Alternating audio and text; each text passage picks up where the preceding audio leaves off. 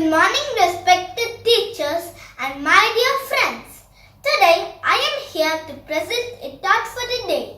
Today's thought is, work hard so you are never at the mercy of someone else's decision.